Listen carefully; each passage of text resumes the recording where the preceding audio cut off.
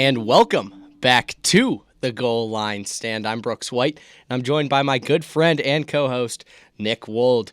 Now, listeners, this is a college football show. If you do not know, last week was our first episode back, Wold. We've worked together before on a different show, but I mean, it's exciting. We're back talking college football. College football is not currently in season, Nick, but there's a lot of things to talk about, and we have a very fun and exciting episode planned for you guys today.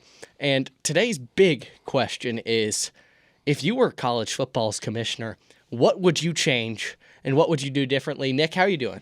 I'm doing great. You said, we're in the off season, but what I love so much about college football is there's always things going on, from recruiting to portal to conference chaos. There's all these things that are still present in this season because the off season matters just as much as the season because it gears all these teams ready. Got to get ready for, August, September. But so what we're going to talk about first is some chaos here. If you were the commissioner, it would be starting in the conferences. And there's obviously going to be a lot of shakeups that we're going to talk about today. But first, the conference chaos, conference realignment. Now, there's been a lot of moves. Obviously, this past year we saw the new Big Ten, the new SEC, the new Big 12. Oregon won the Big Ten in their first year in the conference. Arizona State won the Big 12 their first year in the conference. Now, Nick, what did you think about those changes, and what are your opinions really on the changes in the conferences? Well, we are definitely heading into a two-conference super league between the Big Ten and the SEC, and I think this college football modern seasons are going to be centered constantly around the Big Ten and the SEC and the battle, who's better, TV deals, commercial rights. It really all is about the Big Ten and the SEC. But you can ask yourself what happens, to the ACC, Big 12, Group of 5 schools. I don't think they're just going to dwindle away because recently ESPN just signed a commercial or a contract deal with the ACC through 2036. So the ACC has deals lined up to still be a conference, but I don't know if you've heard, but like Clemson and Florida State and schools like that are, on the verge of possibly leaving. Well, that would be expensive in and of itself. I think there's a couple glaring problems right now with the way that conferences are set up, not in the sense that you brought up, the two big super conferences, but I think it really hurts the student athlete right now.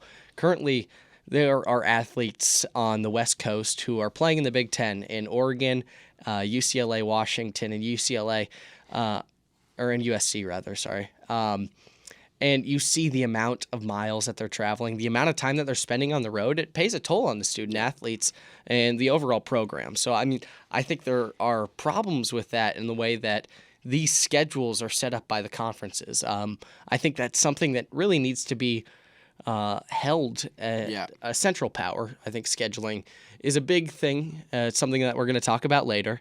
But I think scheduling with that, it really hurts the student athlete right now in terms of how much time they're spending on a plane or how many miles they're spending up in the air doing homework. They're student athletes. Yeah, these are 18, 19, 20-year-old kids. They're spending a lot of time. UCLA to Rutgers on a plane. That's a little unfair, but in today's world, that's kind of how it crumbles, where almost the academics part of college football might be, starting to not be as big as focal point as it used to be with these conferences, like Brooks, you just said. Well, I think also another big thing that everyone wants to talk about when you brought up those points that maybe Clemson might move, maybe Florida State might move, these big-time, big-name programs who have value not only in college football but elsewhere. I think no brand is bigger and without a conference right now than Notre Dame. Yeah. They have said and been consistent that they don't want to. Yeah, every year there's some talk about they're an Notre independent, Dame, but Notre Dame loves being independent. That's how they feel it should be. The money that they made with, all their wins in the college football playoff, what they made, $26 million or something like that because of their school, exclusivity because it's deal. all to them. Yeah. Which is crazy. So, I mean, I think there's obvious positives and negatives, even if Notre Dame were to join a conference. Administration, this is all obviously hypothetical. Administration has had a firm standpoint that they do not want to join a conference. It's not Only in football. in football rather. Yes. It's not something that they want to do or in the horizon. But when there might be a reality where these conferences are stacking up and having many different powerhouses inside the Big Ten or inside the SEC, Notre Dame could be an odd man out. And I think right now that's not the reality because the 12-team playoff gives them that grace. It gives the conferences who aren't the Big Ten or the SEC, it gives them that grace and that opportunity to play for a college football playoff national championship. But I think right now it could end up hurting Notre Dame later down the line if there is the forming of these two big time conferences, which I really hope there's not because I love the simplicity, the traditional style of college football. And I to be honest, if we're going to add some opinion here, I am not a fan of the new Big Ten or the new SEC. I loved the way college football was beforehand. I loved the old conference schedules. And right now to see the current format and the current scheduling format where these teams in conference will play each other roughly every 2 to 3 years, I think it's not the way that it's supposed to go. No, it's not. And I also think of this in terms of rivalries. Like when you share a border with another state, or even just close to your state in a geographical region, if you're a college football team, you have way much more drive to that team and attention to that team. Whether when your rivalry or a new team you're playing is 2,000 miles away and they're in your conference and it's supposed to be, it's a Big Ten game. Well, how is it a Big Ten game when a team's playing the Pacific Northwest or is coming to the Midwest? It's still getting used to, I think, for a lot of college football fans, especially because, like White said here, tradition is one of the things that people love about college football. Rose Bowl and rivalries and the original conferences. That's all great, but now it's spread out, it's far apart, and it's kind of a mayhem now. Well, Wold and I grew up Ohio State football fans, and I think right now the way that the Big Ten is set up, and even if you are just an objective fan of college football, the way it used to be was the East and West division. And I liked divisions. I know there was a lot of gripes with that when it came to who made the conference championship. There's a lot of gripes with that. I understand that. The fact that divisions are gone doesn't really hurt my feelings. Yeah. However, Ohio State and Indiana, they used to play every single year, home and away. Same thing with the entire Big Ten East division. So it would be Ohio State, Penn State. Penn State no longer has any protected rivalries. So that game is not a guarantee anymore. It was very surprising that both Ohio State or Penn State didn't lock themselves in as a rivalry. Yeah. It's kind of confusing. So I think that will be the thing that I miss and I despise about the stability, knowing that these guys are on your schedule every week. Sometimes that's good. Sometimes that's yeah, worst team. It's all right. It's whatever. It's dependable. You see the same teams every year. I get that they want to change it up and add more fluidity into. Especially because these conferences are so big now. Like with divisions, you couldn't play any team. But now, Ohio State might not be playing Oregon every 4 years, Penn State every 3-4 years. It's going to be wild. Now, we are going to move on. Obviously, the new hot topic in college football this year was the 12-team playoff. Now, the 12-team playoff, a lot of people feel like there was a lot of flaws in it. And to be honest, I think there were a couple flaws, but I think the college football playoff, it served its role. The best team ended up winning the national championship. And I think overall, you can take a lot of things away from this first year and make it better. Now, one of those things for me is the seeding. Now, seeding was obviously a big hot topic after that second round where all 4 teams with the byes ended up losing. Now, I think the way it should work is there should be a reseeding after the first round. And that would be my first change. My first change would be to have a reseeding after the first round so that an Oregon doesn't end up playing Ohio State in their first matchup in the college football playoff. Now, Oregon did everything that was asked of them. Yeah. Every single thing. They went undefeated. They won their conference championship. Most dominant team in regular season, and it wasn't a question. They get rewarded with a hungry Ohio State team Yeah. in the Rose Bowl. That's not fair. No. I mean, Ohio State and Oregon both beat Penn State, but yet Penn State had a much easier road in the playoff than those two teams. And I think there's something to say about all 4 teams losing in the first round, especially in the fashion for some of them. There were exciting games, especially that Arizona State Texas game. That was exciting.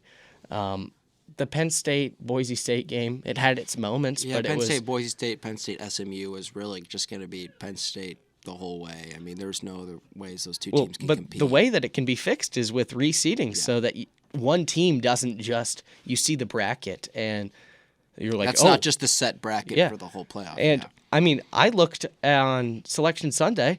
I looked at that bracket and I immediately knew Penn State had a shot. I thought Penn State had the 5 seed was the easiest chance to go to the college football playoff national championship game because of the way that the bracket worked. Obviously, it did not work out for them in the Orange Bowl when Notre Dame won, but I think there will always, in the way it's currently set up, without any changes, there will always be that one team that you look at on Selection Sunday and you're like, yes, they have a chance to go all the way. And there's another team where you look at and they're like, wow, that is going to be an extremely difficult path. And this year that was Oregon. Yeah. And because say what you want again, but I mean, Ohio State faced the gauntlet. I mean, it was the best teams on one side of the bracket. Yeah. And Ohio State had to go play Tennessee, Oregon, and then Texas, and then finish it off against Notre Dame. So, I mean, there's no disputing that the college football playoff didn't do its job. Yeah, because when you win this college football playoff, you have to go through all these teams. So it's not like you're undeserving. You had to go through, top 5 teams left and right.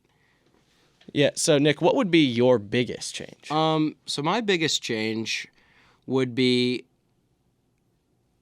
I want to get rid of the conference bias of making a conference championship and so what do I mean by that is when you make a conference championship, teams, they don't get penalized for losing that game. And I kind of disagree with that. I think if you lose a college football, like the championship game on like December 2nd area, that you're automatically like, that's good. Like you made it to your conference, but we're just gifting people a second place. That doesn't make sense in the sport. If you lose that game, you should still be penalized. Like it's not like we saw with Penn State, they lost to Oregon. They stayed the 5 seed. What was it? Texas, they lost to Georgia, correct, in the SEC? Yeah. And they, remained where they were. I disagree with that heavily because that kind of also delinquishes the point of the championship game. Because if you lose, you're like, all right, we're still good. It was just a game. Like, it shouldn't be the conference championship should not be a scrimmage. They should be to win your conference, and it should mean something for the winner and the loser.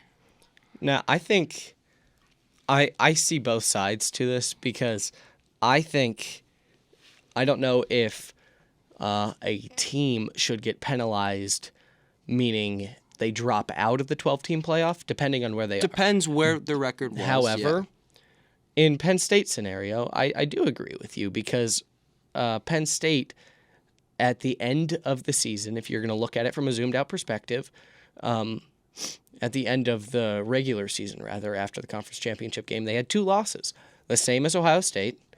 They had a loss to Oregon and to Ohio State. And one was at home against Ohio State. The other was in Indianapolis. So I don't see, and both of them were college football playoff teams, by the way. So this was a scenario where I feel like your point actually makes sense because Penn State, there would never have been a scenario where they would have dropped out by losing that game. Yeah. However, I'm not saying if you lose the game, you should just be done. They weren't penalized at all. Yeah. They stood at 6, and I feel like the College Football Playoff Committee didn't recognize that they lost to Ohio State with the same record at home.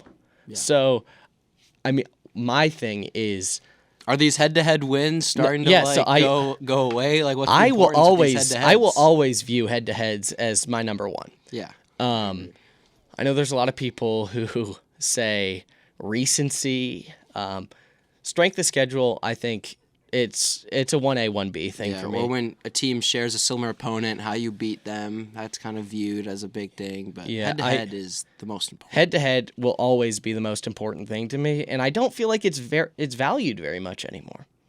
I feel like right now a team in week 2 could lose and then get better, and the same team who beat them in week 2, they could have the same exact record, but one team, the team who lost in week 2, passes the eye test and they give the nod to them. So I just don't think that there's any sort of regulations right now on what the College Football Playoff Committee is looking for and how they would improve on the standards that they're grading these teams on, because right now I think it's there's no communication to the coaches, to fans, to anyone really, what the College Football Playoff Committee is looking for. Because I feel like every year it varies what they're looking for. Yeah, it's very subjective. There's no standard at all. So how are you supposed to put on a pedestal the standard in college football of how to be a national champion and how to make the college football playoff if it changes every single year and it's not clear and it's all opinion-based? So I think there needs to be set criteria that's at least public to fans, media. I think a lot of the fans, coaches, we want this. Especially. We want to understand, okay, how can my team, is it just an eye test, or what do I have to do? Like you said, there's nothing that we know much about how to make the playoff. And another thing that I would change is the first round bye to conference champions. Like we saw that in this year, Boise State and Arizona State, they won their conference, get a first round bye. They play a better team who played in the first round and they lose to them. I get granting them a playoff berth if you win your conference. I totally understand that move, but a first round bye seems a little obscure to me. Well, I think I agree with that. I think what should happen is what the College Football Playoff Committee has been doing for over 10 years now, which is just the top 4. And the top 4 is sorted, and those are the 4 teams with the bye. And it has nothing to do with conference championship games. It has everything to do with how you played in the regular season.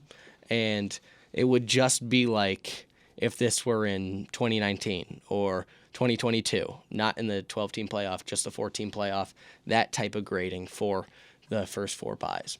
Now, some other topics of discussion with the college football playoff would be the use of the home field advantage. Now, do you think that home field games should stay past one round, Wold? I think they do. I am big on this because when we saw it in round 1, it was absolutely incredible seeing these universities from Notre Dame and Ohio State, that they had these first round matchups. Texas, it was just huge for the school. Like we saw this on a national stage of this school coming together, and then it hurts the teams that get that bye. So Oregon gets the 1 seed, and they've been dominant at home all year. And, at home is a phenomenal place for them. And how do they get rewarded? I think they should get rewarded by having their home turf. They should, and when you are that successful, you should defend your home turf. And then you ask myself, okay, then what happens to the bowl games? Well, I think we can take those bowl games, put them to teams that don't make the playoff. So then you're like, okay, I'm the 15th best team, and I have an opportunity to win a Sugar Bowl, win a Peach Bowl. And then this leads to the Rose Bowl. Make it the championship. Make it the championship. I love because that. It is the most beautiful landscape in possibly all sports. In college football for sure. It is college football's pinnacle. and we're pushing it to a quarterfinal and sometimes a semifinal. Like, no, that game deserves a national championship. If you win the Rose Bowl, how would you like to be a national champion as well? I like that point. I think the Rose Bowl is by far my favorite game of the year to watch. Even better if my team's playing in it. Sure. You look at the way that Pasadena embraces the culture of the Rose Bowl, the way college football, the world, the media embraces the Rose Bowl. I don't see a reason why you force two fan bases to travel all around the United States of America. You look at, The amount of money Yeah. that these fan bases had to spend. And also, like, if Texas were to say they would have beaten Ohio State, they would have had to go back to Atlanta that's for, what I was like, just the gonna- fourth time this season. Yeah. Like, So all the diehard fans would have had to, just loved Atlanta. However, also, like Ohio State fans, they had to go from Columbus to Pasadena, from Columbus to Dallas, and then from Columbus to Atlanta. Those diehard fans, that's thousands of dollars. for these fan bases. And it almost seems like they're taxing the fans at this Yeah. point. And you get lucky if you get like the draw Texas did. Those fans didn't have to travel far. Yeah. But that honestly it might be one of the only teams that in this era of college football, Texas getting the Cotton Bowl. There's obviously like Miami getting the Orange Bowl. There's only a couple that actually could happen maybe in the future. Even then, that's a stretch for Miami if we're talking about that. But I'm saying you're forcing all these fans into these NFL stadiums and that have no meaning. They have no meaning to college football. It's Mercedes-Benz Stadium is beautiful. It's state of the art. There's nothing wrong against that. I'm not saying anything wrong against the stadium. However, it's not the Rose Bowl. No. Nobody respects it nearly as much as the Rose Bowl. And nobody, if you even watched the game this year, even though it was a blowout and not really the game that anyone was expecting, you saw the pageantry in it. It's a beautiful, beautiful game. It's one of the best places. And I think that the fact that it's being thrown into the college football playoff with no meaning just completely takes away the value or at least the value that college football fans put in the New Year's Six bowl games. And it's just completely throwing them, down a drain because Ohio State, if you look at it, Ohio State won the Rose Bowl and the Cotton Bowl. And yet, people talk about them, but, the only thing they really care about is the national championship game. So nobody's actually even giving value to these games. So why not? Yeah, and imagine if the home and games. Yeah. And so what's the point of being a lower seed? Like, if you're a lower seed in this current format, you don't have to worry about going to these extremely tough places to play. You can go to a neutral field, which is a lot more, even playing grounds for these teams. Imagine when you got to go at Ohio State, to Texas, to Oregon, to Georgia, to Notre Dame, the pinnacles of college football, hosting playoff games late in the season, possibly in the cold. That's a scene that we all love. That's why I loved the first round, seeing all these fan bases and for the students too. It's phenomenal for the student body to have these games in their stadium. Well, actually, I went to Ohio State, Tennessee, and that was the first round game. It was very cold, but what I could tell you, if you all saw on social media, there was a lot of Tennessee fans. And part of that, it almost looked like it was 60-40 Ohio State fans to Tennessee fans in Ohio Stadium. Ohio Stadium, which is crazy. I could even put out a picture after this if you guys would like to see on my Twitter. A lot of orange.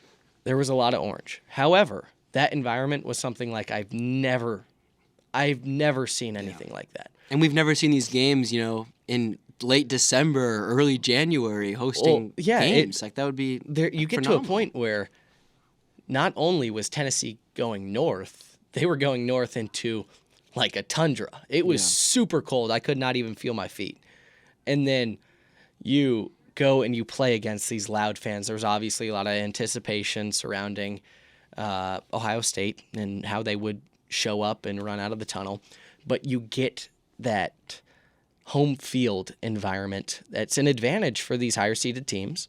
You get that exciting, still playoff environment, but I mean the fans there it wasn't, at least in the section I sat in, there wasn't hostility between the Ohio State and Tennessee fans, but I mean you could feel the anticipation there, and you get an exciting matchup. Now the only thing that I think is the major downside in this, even if you go past that second round, even the home games, is the season is just so long. Yeah. The season needs to end on January 1st. Yeah. I mean, I think that's the ideal schedule, but how would you I mean, there would have to be less. So teams have double bye weeks, right? Yeah. So what's the point of those double bye weeks?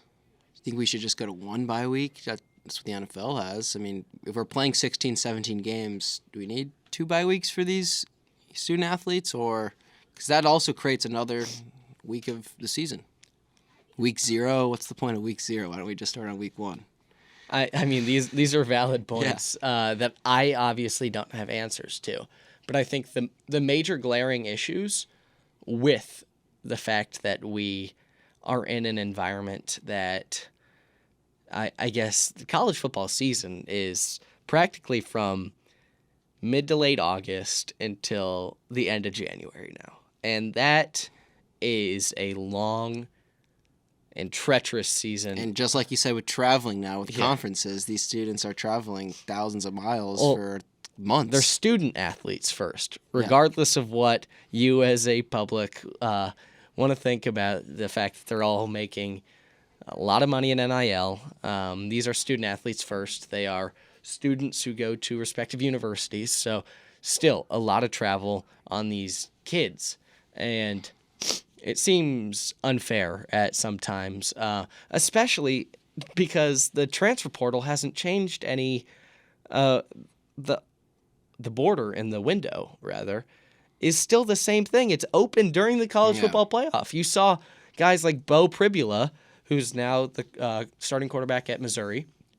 He left Penn State to go commit to Missouri, but he could only do that because he needed to go somewhere and start and play right away and practice. So he had no other option but to enter the transfer portal. He couldn't even stick it out with Penn State for the rest of the year. So there are many problems with the transfer portal, and that'll be on another episode that we talk about. But today's focus is on the college football playoff, and it's my opinion that the season is too long. There's too many things going on right now. And even for Ohio State, I saw the other day on Joel Klatt episode with Ryan Day, he said there was something like 135 or 145 players on their roster during the national championship game. They added the recruits that came because in of the recruits. Yeah, it was because of the recruits. They added more players because the semester started before before the season was over. Yeah, you got to have 3 locker rooms now or something because we got another 30, 40 students coming to the team. It's crazy. I want to touch on one more thing with the bowl games and home. I really don't feel that these top programs in college football need, a Cotton Bowl win, a Sugar Bowl win.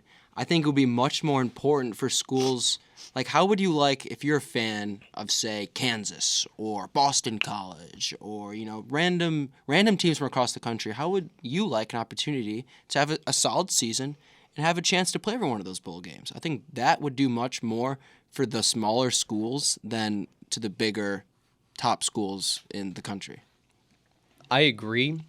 I think the main thing with the bowl sites and the New Year's Six bowl sites not or being a part of the college football playoff is money. I think They have a lot of money the ticket tied into sales those, is a big thing, and I don't know if that would look anything like it or like the numbers if they were to say we're moving the New Year's Six bowl games out of the 12-team playoff. So I think nowadays it's confirmed we are going to have these big-time NFL sites as the national championship game for the next 5 years. We know that. And just as college football fans, we want it to be the Rose Bowl. That's just a wish list idea the for NHL us. has the Stanley Cup, baseball has the World Series, NFL has the Super Bowl, soccer is the World Cup. College football has one of those things in the Rose Bowl, and we don't take advantage of it. Yeah, I agree. I think there's obvious flaws in the way that seeding and location works for the college football playoff, and that's something that needs to be addressed now more than ever after the first iteration that we saw in this past offseason. Yeah, I fully believe that maintenance is going to be required. When you first create something, there's going to be things that are wrong with it. But as White reiterated earlier, that the college football playoff totally, for 12 teams, totally serves a purpose for finding the best team in the country. Because with 4 teams, you think but it doesn't give teams an opportunity. 12 gives 12 teams an opportunity to win a national championship. And you can, if you're playing hot late in the season, it doesn't matter really kind of where you were before. If you're playing hot and, you got to let the cake bake sometimes. And when that thing starts churning, any team could get hot and go on a run, which is great, just like in the NFL. Yeah, so now we're going to move on to another interesting segment. It's called the hot seat. Now, Wold, we're going to talk about a couple coaches, who we see to be on the hot seat in 2025. Now, it can be anyone in the FBS level, and you can rank the hotness level from lukewarm to burning hot, but I'll let you start with this one. Okay, so number 1, my coach on the hot seat is Kalen DeBoer. And now, you might see no way they get rid of Kalen DeBoer, but I'm thinking of this as coaches who are under most pressure in 2025. Alabama is the most prestigious program in college football. They've got, the biggest trophy room. They say it's incredible in Tuscaloosa. And following Nick Saban is pretty much an impossible job. There's so much pressure, the fans, they've been so used to that championship, literally that championship trophy almost every year under Nick Saban. And Kalen DeBoer had a pretty disappointing 9-4 season, even though they beat Georgia with Ryan Williams on probably one of the most crazy games of the year. But after that, they lost to Vanderbilt and they lost to Oklahoma. Then they didn't even finish the job in the bowl game against Michigan. So it is so unlike Alabama, and this fan base demands SEC titles, national championships. It demands a lot of perfection, which is seemingly unfair, but that's just the reality when Nick Saban brings so many trophies to Tuscaloosa. So I believe Kalen DeBoer is on the hot seat. Well, I think the interesting thing with Kalen DeBoer, obviously, there's a lot of pressure on him. Kalen DeBoer, just this past week, a couple days ago, brought in Ryan Grubb as offensive coordinator. He worked with him in Washington. Now, I think that's interesting to note because Ryan Grubb, he spent 1 year with the Seahawks as offensive coordinator, got fired. So he was looking for a job anyway. It seemed like a home run hire for Kalen DeBoer getting to work with Ryan Grubb again. However, the quarterback area is a big, glaring question mark right now for me. What does that look like for Alabama in 2025? Obviously, they're bringing in Keelan Russell. And they have Ty Simpson. But are these guys going to look proven at all? I mean, it's something that obviously we don't know about. Jalen Milroe, for a while there, at least last year, and maybe even signs in 2023, I thought he was going to be good for Alabama. I thought he had the athletic size and arm speed and power Yeah, he had all the physical attributes in the world to be successful. succeed and be a great Alabama quarterback. However, things didn't really work out for them. 9-4 is not the standard. 9-4 is not the best first season for Kalen DeBoer. So there is a lot of pressure on him, and I think whoever will line up under center, whether that be a true freshman in Keelan Russell, who is a 5-star out of Texas. So, I mean, he's a very good quarterback. If he were to take it, there's a lot of pressure on him. And Giving the keys to a 19-year-old kid. But it's not something we haven't seen before. Yeah. Like, I mean, this happens all the time. But with pressure building in Alabama with Kalen DeBoer, and then you build the pressure under a freshman rookie quarterback, it's going to be challenging. And then another coach I have is obviously James Franklin. James Franklin has an immense amount of pressure this year because after a great 2024 season, even though they didn't beat Ohio State, they didn't win a Big Ten championship, they still made it to a semifinal berth. But when you get to that semifinal berth, okay, now the aspiration is championship or bust. Because when you get there, now it's like, all right, we need to live our championship. You bring back Drew Aller, you bring back Denai Dennis-Sutton, you bring back a lot of guys. Okay, now there is a great amount of pressure on James Franklin and the Nittany Lions. Well, I also think James Franklin made all these moves in the offseason, and that only added more pressure because he went out, he got Jim Knowles. Jim Knowles just won a national championship and is regarded as one of the nation's, if not the nation's best defensive coordinator. So he went out and got him. They went out and they recruited their own players back. That's even more crucial because it's following the same recipe and formula that Ohio State and Michigan did in back-to-back years.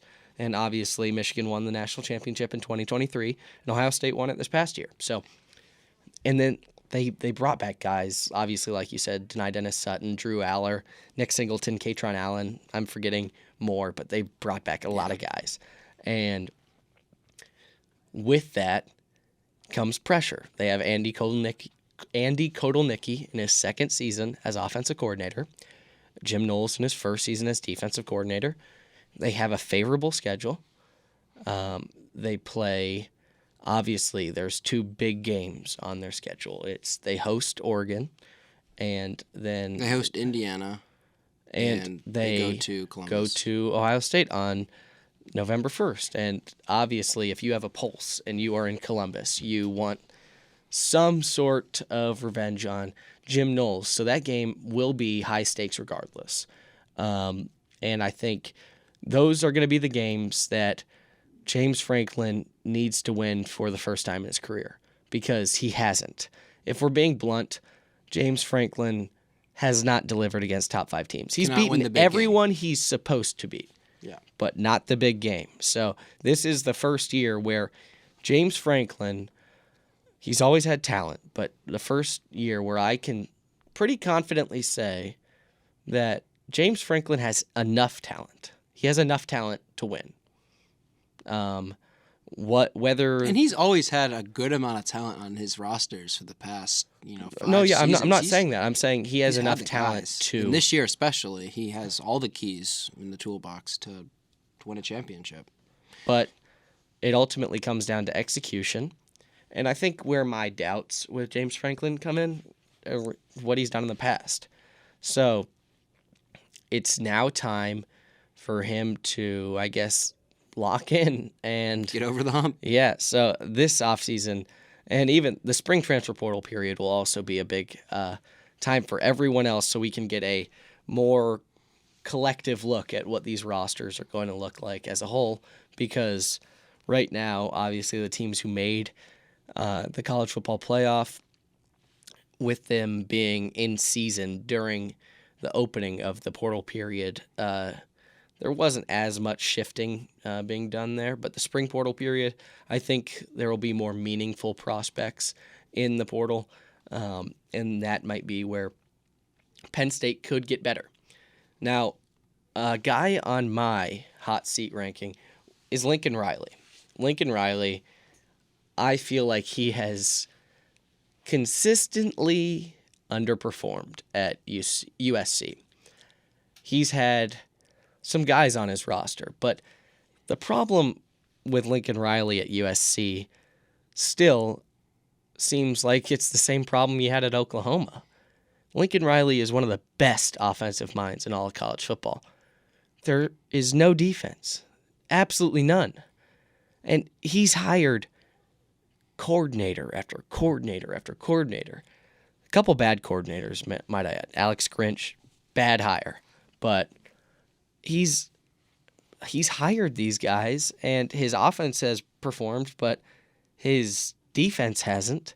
So it just raises concerns. If you are the USC athletic department, what do you do from here? You're paying Lincoln Riley so much money, and they're mediocre. Yeah, you've had back-to-back seasons that are very disappointing to, USC standards. 8 wins in 2023, 7 wins in 2024. Lincoln Riley is now in a spot where, okay, if I don't have a season right here, things could, this might be my job. And it's not only like the pressure of getting this certain record you want, it's also the pressure of he's come to the Big Ten. He's got to adjust to Big Ten play, and I think USC football is far from that. Well, you think about it. So Lincoln Riley moved to USC. This is now going to be his 4th season. Am I right there? Yeah.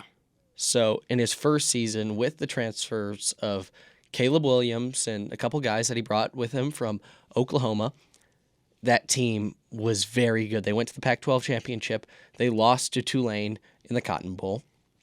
And then Caleb Williams returned after winning the Heisman, and they underperformed. They went 8-4, no defense.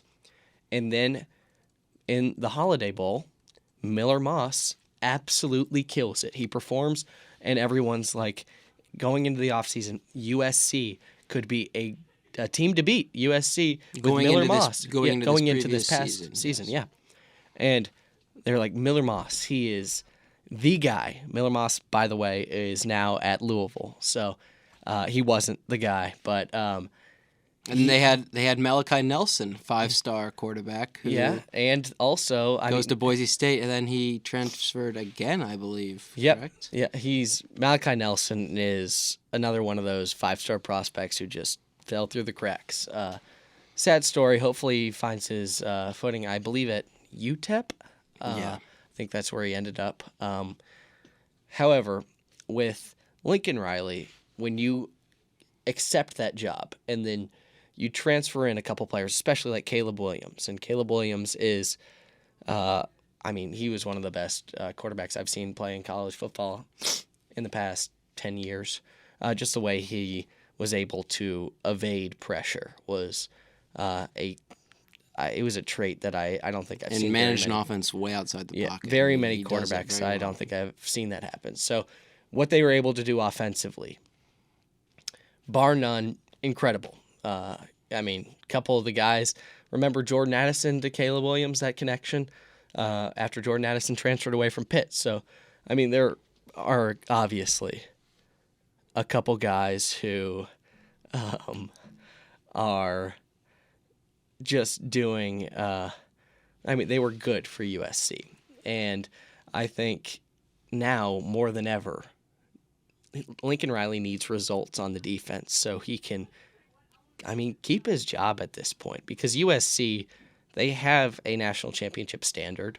They do. They have a Heisman Trophy standard, and Lincoln Riley has actually kept that up. But they need some sort of consistency on the defensive side of the ball. Yeah, and this is the same for another program, another coach on the hot seat, except it's the opposite in Brent Venables in Oklahoma. Brent Venables is a defensive guy. He's seen at Clemson, he was the defensive coordinator for 10 years.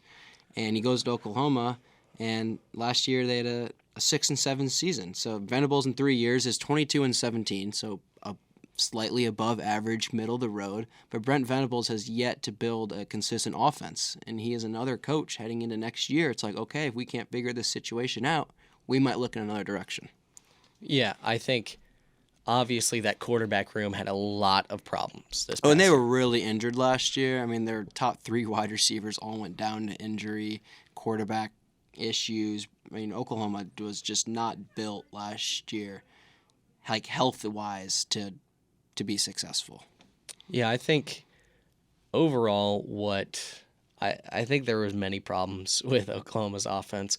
However, what they were able to do in the transfer portal this past offseason gives me some optimism because they brought in the number 2 overall quarterback in John Mateer, number 1 on some sites as well, out of Washington State. So they at least have someone going forward because there was they brought in they recruited 5-star Jackson Arnold, who made his debut and he underperformed. He was very underwhelming. He wasn't the 5-star prospect that I think the people and the fans in Norman were expecting or hoping for.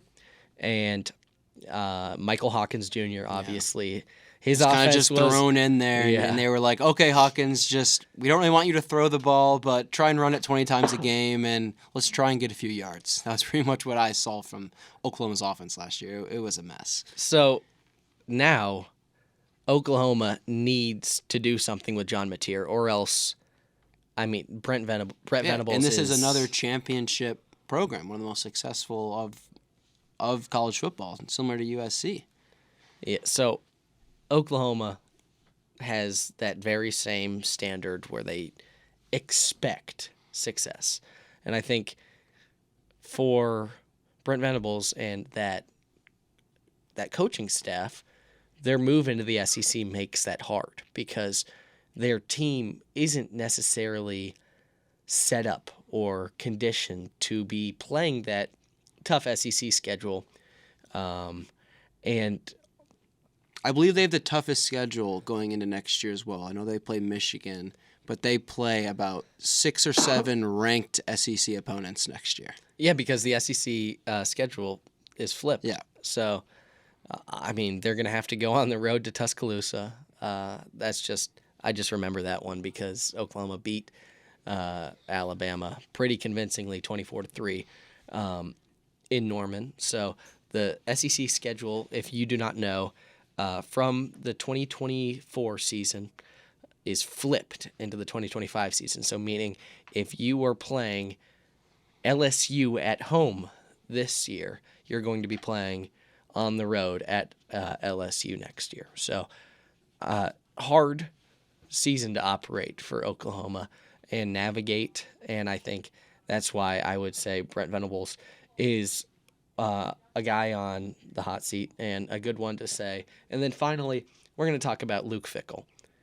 Luke Fickell is one of the brightest defensive minds in all of college football.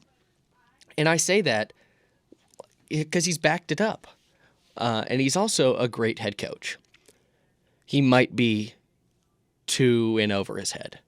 What he was able to do at Cincinnati is impressive, to say the least. What he was able to turn that program into where they made a playoff. They made the college football playoff. They were the first Group of 5 team to make the college football playoff. And keep in mind, the way that the college football playoff committee was set up at the time, Luke Fickell had to do that for 2 straight seasons just so he could get Cincinnati ranked in the top 25 going into the season where Cincinnati went undefeated and made the college football playoff. He had to win for 2 straight seasons to do that. So Luke Fickell is a great coach. However, what seems to be happening at Wisconsin looks like a mess right now. There's no sense of togetherness at all in that program. They seem to be very stretched out. For the past couple of years, it looks like they've just been going with rental quarterback after rental quarterback. Tyler Van Dyke obviously got injured this year, but it makes it hard to have a successful program when the recruits aren't there and you're just consistently trying to... It's just a garbage shoot. Just trying to replace through the transfer portal. And I think it's hard to stay away from the transfer portal and rely on the transfer portal when you're in a situation like Luke Fickell is, where... Luke Fickell actually can't even avoid the transfer portal because he's going through the legal proceedings right now with the cornerback who transferred to Miami without even using the transfer portal.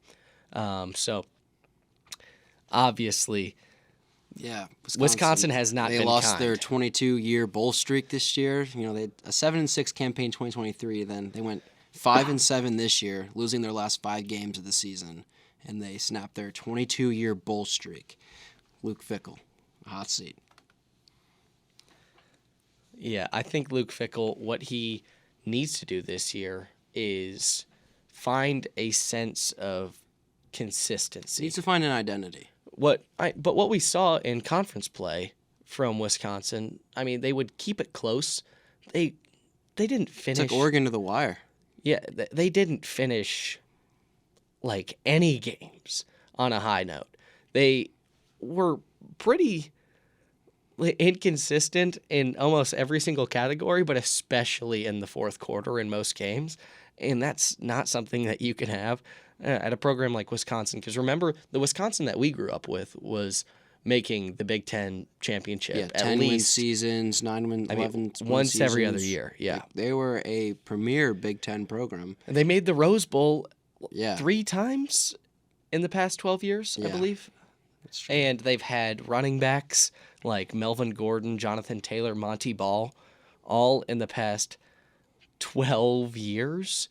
And they stray away from it. They aren't running the ball on offense, and they don't have an identity like you mentioned. So I think Luke Fickell right now has a lot of pressure on him to succeed this year, or else he could find himself as a defensive coordinator in 2 years. I want to add one more person to the hot seat. Instead of a person with a headset, we're going to switch to shoulder pads and helmet here.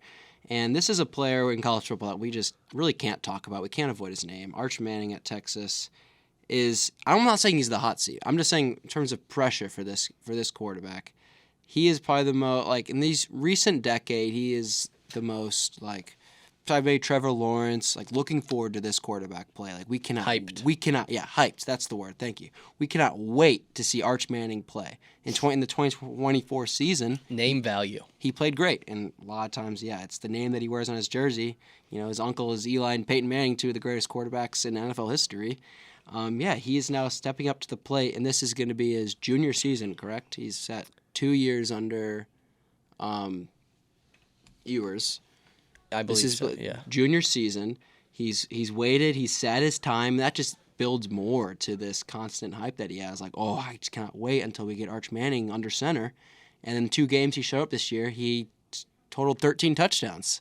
So, and I guess they were against a lot inferior opponents, but that's still, Arch Manning is going to have a lot of hype and a lot of pressure for Texas, because now Texas assumes, okay, Arch Manning's the keys. We got a championship in our bag. Like, let's go get that championship. And Arch Manning, I know, feels that pressure from not only his fan base, but also the whole college football world.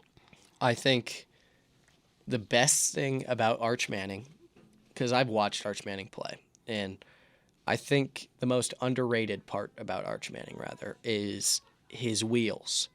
He has the ability to use his legs and scramble like not a lot of quarterbacks have. Certainly not He's like his uncles. very, very fast, and standing at 6'4", 225, and you are Running 23 miles an hour, I think he recorded last year. I saw that too. Like around 23 miles an hour as a quarterback, impressive. So he's an impressive prospect in and of itself. And I think he has a lot of pressure on him, and for valid reason, because Steve Sarkisian and that entire Texas coaching staff has made various efforts to make sure that they have the roster in place for Arch Manning to potentially contend for a national championship this year. So there is a lot of pressure on Arch Manning. All right, let's head to the 2-minute drill here on the goal line stand. White, you want to hit us with your quick hits, maybe some Heisman dark horses, playoff locks, some trap games possible in the season you're looking forward to. Anything you got, White? Well, I think, actually, just to say on topic, I think if you're going to give me the opportunity to give you a playoff lock, I think it's the Texas Longhorns. The Texas Longhorns, in my opinion, are going to be the best team next year. And that's simply because they bring in a lot of good guys from the portal. I mean, you bring in They brought in even Cole Brevard, defensive tackle from Carmel. Yeah. So a lot of good players in the portal. And you get Arch Manning. He's starting. You have Colin Simmons. He won Freshman of the Year last year. You have, I mean, just great players surrounding Arch Manning in that program. So I think if Arch Manning plays like he's supposed to, and I'm not saying like dominates Heisman Trophy, I'm saying if he just plays like a 5-star and runs that offense well, Texas should be in the college football playoff, no question. I'm going to, in my 2-minute drill here on the goal line stand, I got Garrett Nussmeier as a Heisman dark horse. You know, last year he finished second in the SEC in passing yards. And with LSU, a lot of times when a player has a great season, they come back as a quarterback, they have an even better season. We saw it with Joe Burrow. He won a Heisman after a pretty solid season. We saw it with Jane Daniels. He was good, comes back, wins a Heisman. So I think Garrett Nussmeier is a guy in that conversation. And if you really watch his tape, he is a really accurate field general type quarterback. He's a good quarterback, but with LSU, I just have questions with Brian Kelly and that coaching staff that he has over there. Yeah, I'll always kind of doubt Brian Kelly, and just because I'm not the biggest Brian Kelly fan, the way he handles himself off the field. However, Garrett Nussmeier, I think, is a great quarterback. His size and his frame can lead LSU as far as he is willing to take them. So I think that offense can also be incredibly dominant. I have more issues and concerns with their defense, which is why I don't rate LSU as a highly rated team going into next year. But I could definitely see Garrett Nussmeier at the top of the Heisman conversation. But that will do it for episode 2 of the Goal Line Stand here on WIUX. Stay tuned next week when we talk more about college football for episode 3 live here at 2 p.m.